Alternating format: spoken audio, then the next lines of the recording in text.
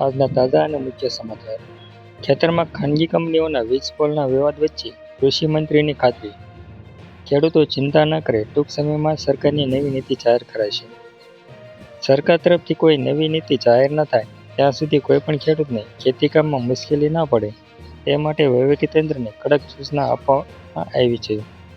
ગુજરાતમાં ખાનગી કંપનીઓ દ્વારા ખેતરોમાં આડેધડ વીજ પોલ ઊભા કરવામાં આવી રહ્યા છે, જેને લઈને રોષે ભરાયેલા ખેડૂતો દ્વારા ઉગ્ર આંદોલન ચલાવવામાં આવી રહ્યું છે.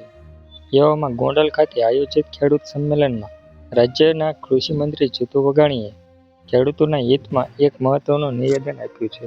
કૃષિ મંત્રી જીતુ વાઘાણીએ ખેતરોમાં મંજૂરી વિના વીજ પોલ નાખવા અંગે ચાલી રહેલા વિવાદ વચ્ચે ખેડૂતોને ખાતરી આપતા જણાવ્યું કે ટૂંક સમયમાં ખેડૂતોના હિતમાં એક કલ્યાણકારી નીતિની જાહેરાત કરવામાં આવશે.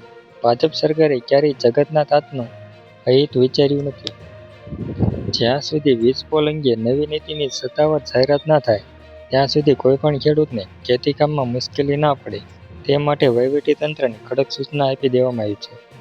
અમારી સરકાર ખેડૂતોના પડખે ઊભી છે. ભૂતકાળમાં પણ ખેડૂતોના જે કોઈ પ્રશ્ન આવ્યા ત્યારે સરકારે તેનું યોગ્ય નિવારણ કર્યું છે.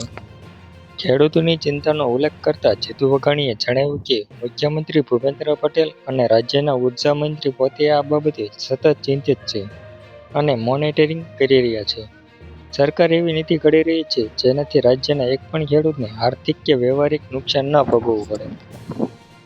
અત્યારે આ નીતિ આખરી તબક્કામાં છે અને ટૂંક સમયમાં જ તેની સત્તાવાર જાહેરાત મુખ્યમંત્રી દ્વારા કરવામાં આવશે. આ સંમેલન બાદ સ્થાનિક ખેડૂતોમાં વર્ષો જૂની વીજ પોલની સમસ્યાનો કાયમી ઉકેલ આવવાની આશા જાગી છે. કૃષિ મંત્રીએ મંચ પરથી વારંવાર ભારપૂર્વક જણાવ્યું હતું કે ખેડૂતોએ સહેજ પણ ચિંતા કરવાની જરૂર નથી, કારણ કે આ સરકાર ખેડૂતોની અને ખેડૂતો દ્વારા અને ખેડૂતોના વિકાસ માટે કામ કરતી હતી.